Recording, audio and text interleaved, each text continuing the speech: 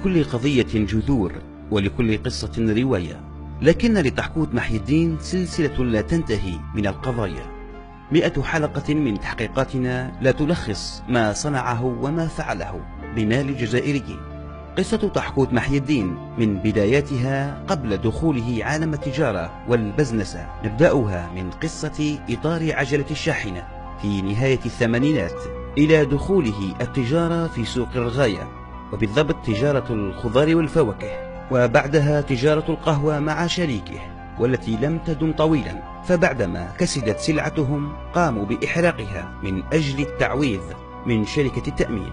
وهذا ما شاع في بداية التسعينات من القرن الماضي، وما تناقله الكثير من سكان أهل الغاية. فمن بدأ هكذا قبل أكثر من 20 سنة، فمن هو اليوم؟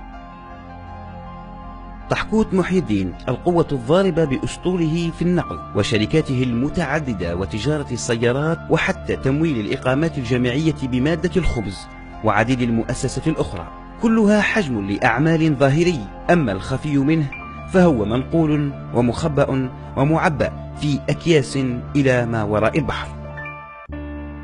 تحويل الملايير إلى الخارج وبالتحديد فرنسا كأكثر مستفيد من خيرات تحكوت محي الدين، والتي اشترى فيها الأراضي والشقق وأسس بها لتجارة تضر الملايير التي لا تدخل مما خرج مصدرها، أي خرجت من الجزائر وترعرعت في فرنسا وماتت هناك. شركات للبناء ومؤسسات لكراء السيارات وأخرى متنوعة تشاهدون سجلاتها، فكيف تمكن من تحويل الأموال إلى هناك؟ قبل كل هذا نتطرق في هذه الحلقة إلى محطاته المتنوعة مع السجل التجاري حسب المعلومات المتوفرة لدى المركز الوطني للسجل التجاري.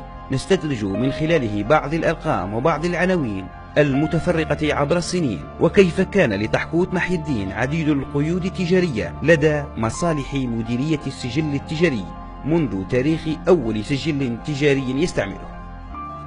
ففي عملية بحث قامت بها مصالح مديرية السجل التجاري بتاريخ 18 فبراير 2013 على مستوى البطاقة الوطنية للمتعاملين الاقتصاديين، أدت إلى نتائج مهمة أفادت بأن السيد تحكوت محي الدين المولود في 13 أفريل عام 1963 بالغاية مقيد على مستوى الفرع المحلي لولاية بومرداس لأول مرة تحت رقم 91289 بتاريخ 24 فبراير العام 1991 لممارسة النشاط التجاري المتمثل في النقل الحضري والشبه الحضري للأشخاص.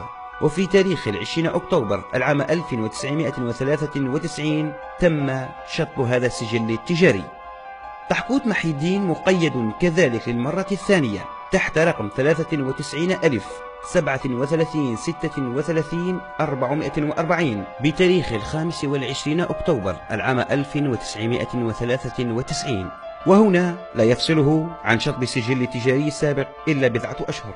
هذا القيد لممارسة النشاط التجاري كذلك والمتمثل في النقل الحضري والشبه الحضري للأشخاص، وبتاريخ 25 مارس العام 1996 تم شطب هذا السجل التجاري كذلك. تحكوت محي الدين مقيد كذلك تحت رقم 96,75,89,440 بتاريخ 2 أفريل العام 1996 لممارسة النشاط التجاري المتمثل في النقل المسافرين، وهكذا في كل فترة زمنية يسجل تحت قيد جديد ويشطب ثم قيدا آخر ثم يشطب. ما الفائدة من ذلك؟ فقبل أن يكمل عمر السجل التجاري 3 سنوات أو 4 سنوات يشطب سجل. هل لهذا علاقة بالضرائب وحجم الأعمال أو لماذا؟ طبعا هذا للاستفادة من المزايا والإعفاءات الجبائية ودعم الاستثمار خلال تلك الفترة، وكلما يستنفذ الاغتراف من تلك المزايا يعود بشكل جديد لكن بنفس الاسم ويكرر السيناريو الواحد للهدف الواحد.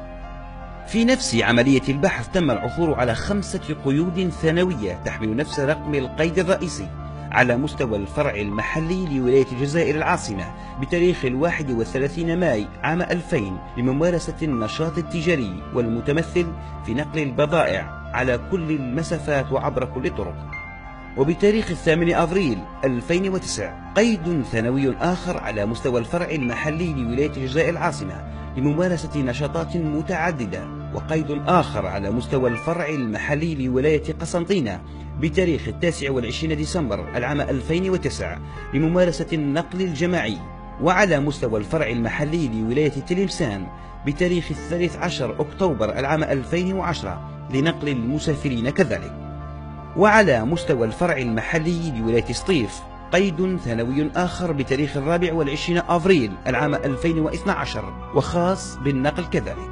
وبحسب ما جاء حسب بطاقة الإعلام الآلي، يعتبر السيد طحكوت محي الدين مسيرا للشركة المسماة سار ETV-MTP والمقيدة على مستوى الفرع المحلي لولاية الجزائر العاصمة تحت رقم 96 با 355-02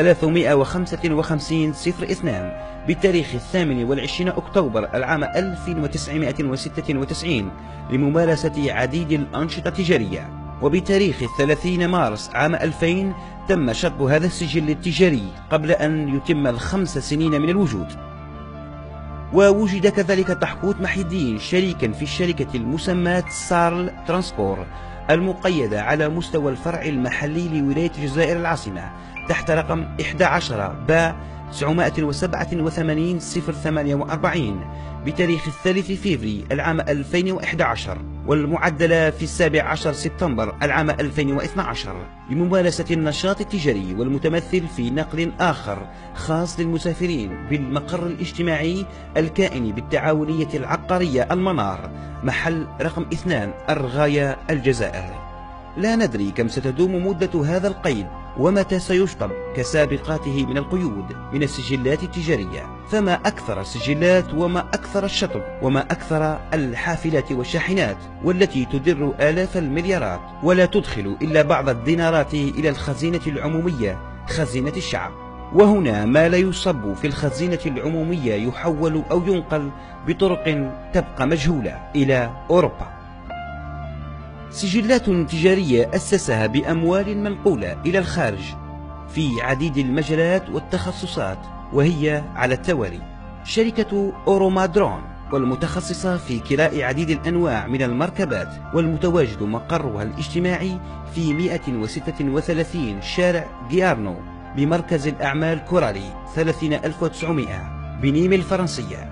الشركة ذات المسؤولية الوحيدة وشريك وحيد برأس مال يقدر ب10,000 يورو. شركة أخرى ولكنها أقوى من الأولى والمتخصصة في مجال البناء والعقارات وتسمى لونغ دوغ للعقار والبناء والمتواجدة في المقر الاجتماعي آمياج جوفينال 30,000. الشركة ذات المسؤولية المحدودة برأس مال قدر ب86,000 يورو. هذه ما هي إلا شركتين من عشرات الشركات التي يديرها ويسيرها طحكوت محي الدين في فرنسا. هذا ما هو إلا فيض من غيظ وما خفي أعظم. إلى اللقاء.